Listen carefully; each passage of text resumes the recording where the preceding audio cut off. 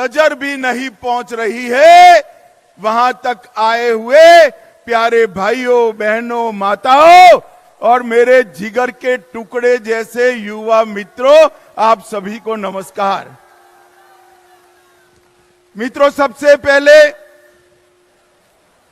धर्मताला की इस पवित्र भूमि को, बंगाल की इस पवित्र भूमि को, जिस भूमि ने हमेशा भारत का दिशा दर्शन करने का काम किया, ये बंगाल की पवित्र भूमि को प्रणाम कर कर मेरी बात की शुरुआत करना चाहता हूं।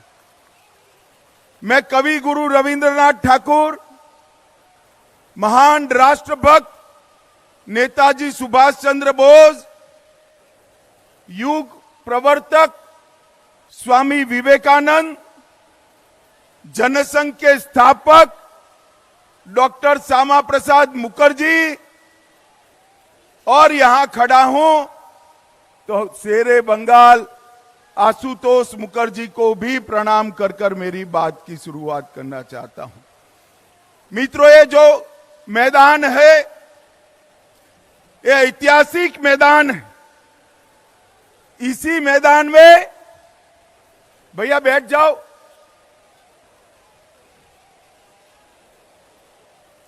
इसी मैदान में सोहरावर्दी ने डायरेक्ट एक्शन का कॉल दिया था और यहीं पर महान गोपाल मुखर्जी ने इसका सामना करने का कॉल दिया था। यही मैदान है जिसने पश्चिम बंगाल को हिंदुस्तान के साथ, भारत के साथ जोड़कर रखने का काम किया है।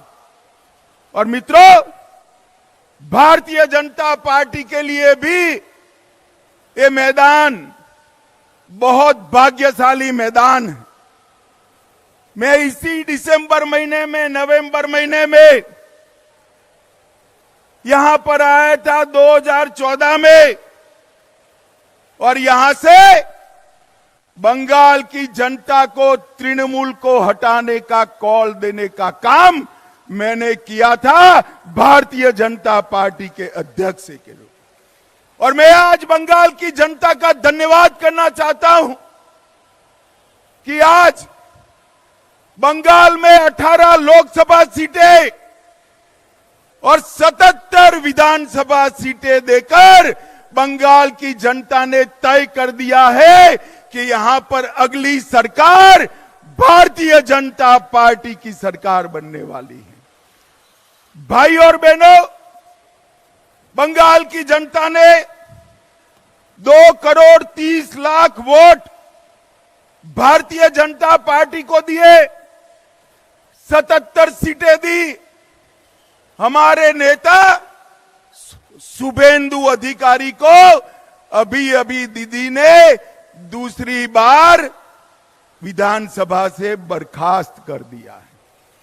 मैं कहने आया हूं, दीदी कान खोलकर सुन लो, शुभेंदु जी को आप विधानसभा के बाहर तो निकाल सकती हो, परंतु बंगाल की जनता को चुप नहीं कर सकती। बंगाल की जनता कहती है, दीदी आपका समय अब समाप्त हो चुका है। भाई और बहनों, सोनार बांग्ला और परिवर्तन के नारे के साथ, मां माटी मानुष के नारे के साथ कम्युनिस्टों को हटाकर दीदी सत्ता पर आई। मैं पूछना चाहता हूं आपको, परिवर्तन हुआ है क्या? जरा जोर से बोलो, हुआ है क्या? घुसपैठ रुकी है क्या? तुष्टीकरण रुका है क्या? पॉलिटिकल वायलेंस बंद हुआ है क्या? भ्रष्टाचार रुका है क्या? मोदी जी लाखों करोड़ों रुपया बंगाल को भेजते हैं, ये तृणमूल के सिंडिकेट वाले वो रुपया को बंगाल के गरीबों तक पहुंचने नहीं देते। मैं आज आह्वान करने आया हूं, अगर 26 में यहां भाजपा सरकार बनानी है तो इसकी नींव 24 के लोकसभा के चुनाव में डालकर मोदी जी को बंगाल से प्रधानमंत्री बनाना चाहिए। भाई और बहनों, 27 साल कम्युनिस्टों का शासन रहा। ममता जी तीसरी टर्म के लिए जीती। लाल भाई और एक तृणमूल कांग्रेस मिलकर बंगाल को बर्बाद कर दिया। चुनावी हिंसा पूरे देश में, चुनावी हिंसा अगर सबसे ज्यादा होती है तो बंगाल में होती है। घुसपैठ बंगाल सरकार, ममता बनर्जी रोक नहीं पाई। जो ममता बनर्जी कभी घुसपैठियों के लिए पार्लियामेंट चलने नहीं देती थी, वो ममता बनर्जी आज घुसपैठियों को खुलेआम वोटर कार्ड और आधार कार्ड बंट रहे हैं, वो चुप बैठी है। कट मनी से पूरी बंगाल की जनता परेशान। सिंडिकेट की उगाही से पूरी बंगाल की जनता परेशान।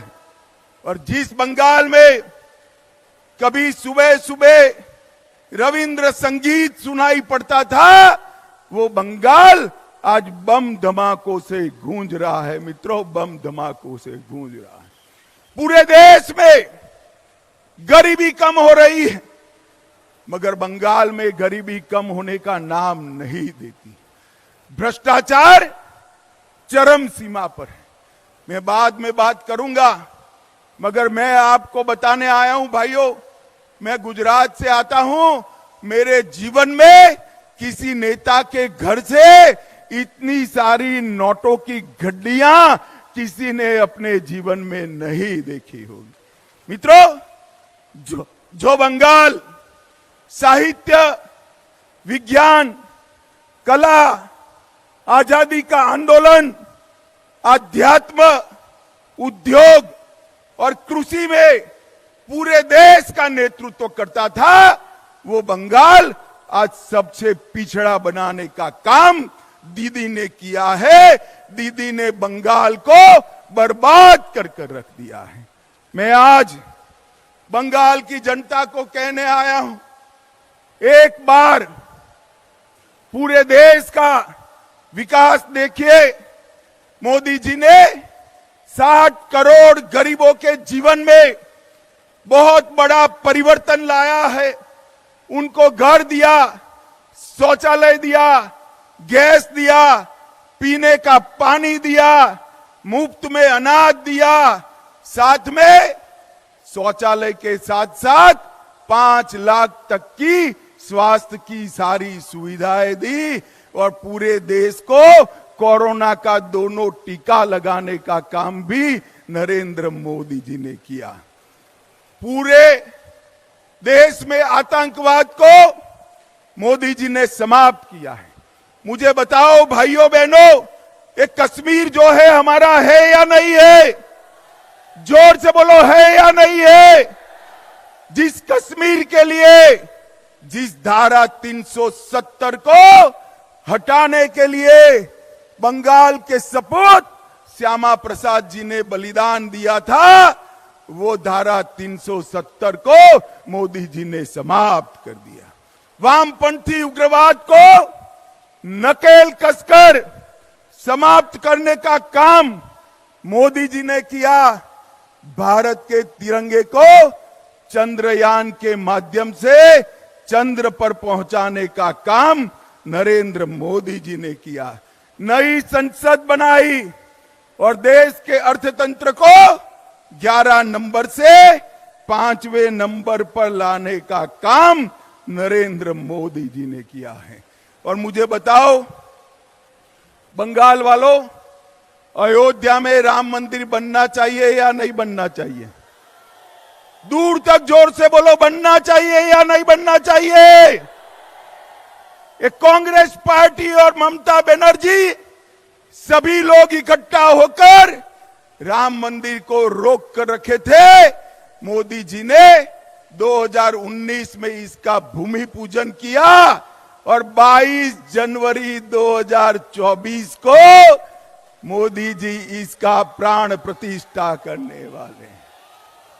मेरे साथ जोर से बोलिए, जय श्री राम, जय जय श्री राम। मित्रों, मोदी जी ने देश को हर क्षेत्र में आगे बढ़ाने का काम किया है। और यहां क्या हुआ? राजनीतिक हत्याएं लगभग 212 भाजपा कार्यकर्ताओं की हत्या हुई। मैं दीदी को कहकर जाता हूं, हम भाजपा वाले हैं, हमारा कार्यकर्ता हमारा भाई से बढ़कर होता है, भाई से बढ़कर होता है।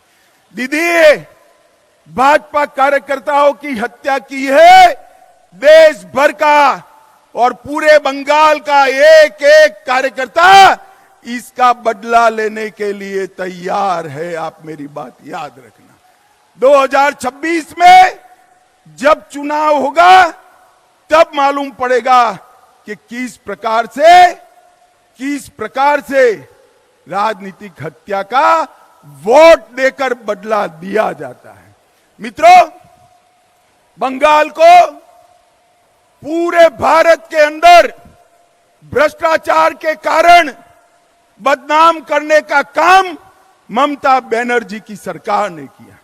ज्योतिप्रिय मलिक, अनुव्रत मंडल, पार्थ चैटर्जी, चाहे गाय तस्करी हो, चाहे कोयला तस्करी हो, चाहे भर्ती घोटाला हो, अरबों खरबों रुपया बंगाल की जनता का इन्होंने खाया है।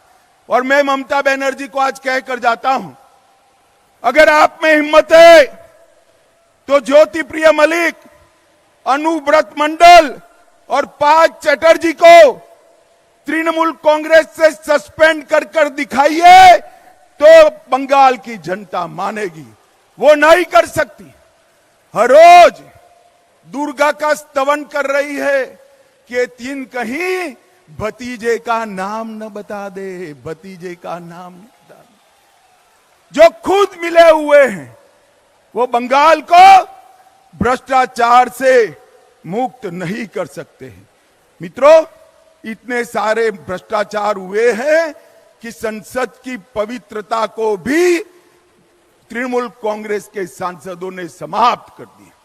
भेंटे लेकर, सौगादे लेकर सवाल पूछने वाले सांसद और वो पार्टी बंगाल और भारत का भला कर सकती है क्या? जोर से बोलिए, कर सकती है क्या? भाई और बहनों, अवैध घुसपैठ चरम सीमा पर। आसाम की जनता ने भाजपा सरकार बना दी। आसाम की सरहदों से परिंदा भी पैर नहीं मार सकता। और बंगाल में सोशल मीडिया पर कोई रख रहा है कि अगर घुसपैठ कर आए हो और आधार कार्ड चाहिए, वोटर कार्ड चाहिए, तो इस नंबर पर संपर्क करिए। बंगाल पुलिस चुप है। मुझे बताओ भाइयों बहनों, जिस राज्य में इतनी घुसपैठ होती हो वहां कभी विकास हो सकता है क्या? जोर से बोलो, हो सकता है? और इसीलिए ममता बनर्जी सीएए का विरोध कर रही है, सीएए कर नहीं दे। मगर मैं आज इस सभा में कहकर जाता हूं, ममता दीदी, सीएए देश का कानून है, इसको कोई रोक नहीं सकता और हम सीएए को लागू कर रहेंगे। भाई और बहनों, जो वहां से आए हैं वो सभी हिंदू भाइयों बहनों का इस देश पर इतना ही अधिकार है जितना मेरा और आपका अधिकार है। उनको अपने अधिकार से कोई वंचित कहीं नहीं कर सकता। मित्रों, ममता जी को मैंने कई बार पूछा, वो उल्टा हमें हिसाब पूछती है कि मोदी जी ने बंगाल के लिए क्या किया। ममता दीदी, आप मेरा भाषण जरूर सुन रही होगी। मैं हिसाब लेकर आया हूं, कान खोलकर सुन लीजिए, हिसाब लेकर आया हूं। जिस सरकार में आप मंत्री रही, यूपीए सरकार, जिस सरकार को आपने समर्थन किया, उसने 2004 से 14 में बंगाल को क्या दिया? ग्रांट इन एड और डिवोल्यूशन का सिर्फ 2 लाख करोड़ रुपया दिया। कितना दिया भाइयों बहनों बोलो तो? और मोदी जी ने 2 लाख करोड़ के सामने 10 साल के सामने 9 साल में 6,70,000 करोड़ रुपया देने का काम नरेंद्र मोदी जी ने किया। और 1,80,000 करोड़ रुपया नरेगा में 3.5 गुना ज्यादा हमने दिया। आप धरना करती हो, जब आप मंत्री बनकर बैठी थी, मुख्यमंत्री बनकर सरकार का समर्थन कर रही थी, पैसा कम मिलता था। यूपीए सरकार ने 14,000 करोड़ रुपया दिया, मोदी जी ने 54,000 करोड़ रुपया देने का काम किया। और नरेगा, ग्राम सड़क योजना, आवास योजना, आजीविका मिशन और नेशनल आजीविका मिशन में 1,80,000 करोड़ रुपया देने का काम भारतीय जनता पार्टी ने किया है। और नेशनल हाईवे के लिए टोटल 70,000 करोड़, लगभग 16,000 करोड़, रेलवे में, बंदरगाह में 1,000 करोड़, सिंचाई के लिए 3,000 करोड़, कुल मिलाकर आपके 2 लाख करोड़ के सामने भारतीय जनता पार्टी ने 8 लाख करोड़ से ज्यादा रुपया देने का काम भारतीय जनता पार्टी। और ममता दीदी, जितना गुमराह करना है कर लीजिए। गत चुनाव में तो रैगिंग कर आप जीत गई, फिर भी हमारी 77 सीटें आई। 77 कहां 0, कहां 77। और इस बार 26 में रैली देखकर मैं स्पष्टता से कहने जाता हूं कि 26 के चुनाव में 2/3 बहुमत के साथ यहां पर भारतीय जनता पार्टी की सरकार बने। मगर इसके पहले 24 का चुनाव आ रहा है। आपने 19 में 18 सीटें दी थी। मैं आप सभी को करबद्ध विनंती करने आया हूं, इतनी सीटें दीजिए कि मोदी जी को शपथ विधि के बाद कहना पड़े मैं बंगाल के कारण देश का प्रधानमंत्री बना हूं। बंगाल के कारण। भाई और बहनों, बंगाल का भला ये भ्रष्टाचारी परिवारवादी तृणमूल कांग्रेस नहीं कर सकती। बंगाल का भला ये कम्युनिस्ट नहीं कर सकते। और कांग्रेस पार्टी तो तृणमूल के शरण में गई हुई पार्टी है, वो बंगाल का भला नहीं कर सकती। बंगाल को आगे ले जाने का काम, बंगाल को सोनार बांग्ला बनाने का काम केवल और केवल मोदी जी के नेतृत्व में भारतीय जनता पार्टी कर सकती है और कोई नहीं कर सकता। भाई और बहनों, मुझे बताओ, ये भ्रष्टाचारी ममता सरकार को हटाओगे? जोर से बोलो अंत तक। भ्रष्टाचारी ममता सरकार को हटाओगे? 24 में मोदी जी को फिर से प्रधानमंत्री बनाओगे? 26 में 2/3 बहुमत से भाजपा सरकार बनाओगे? घुसपैठ रोकनी है। जोर से बोलिए, घुसपैठ रोकनी है। सीएए लाना है। भ्रष्टाचार रोकना है। सीमाएं सुरक्षित करनी है। बंगाल के गरीब का विकास करना है। बंगाल की अस्मिता वापिस लानी है। अगर सब करना है तो उखाड़ कर फेंक दो ममता बनर्जी की सरकार को और यहां पर भारतीय जनता पार्टी की सरकार बनाओ। मैं बंगाल की जनता को भरोसा दिलाकर जाता हूं कि बंगाल का विकास मोदी जी की सबसे बड़ी प्राथमिकता बंगाल का विकास है। हमें एक ऐसी सरकार चाहिए जो मोदी जी को विकास करने के लिए अनुकूल भूमि तैयार करे। ममता बनर्जी मोदी जी को विकास नहीं करने देती है। भाई और बहनों, यहां कमल फूल की सरकार बनाइए, नरेंद्र मोदी के नेतृत्व में भाजपा सरकार बनाइए और 24 में फिर से मोदी जी को प्रधानमंत्री बनाइए। यही मेरा आप सबसे अभ्यर्थना है। नमस्कार।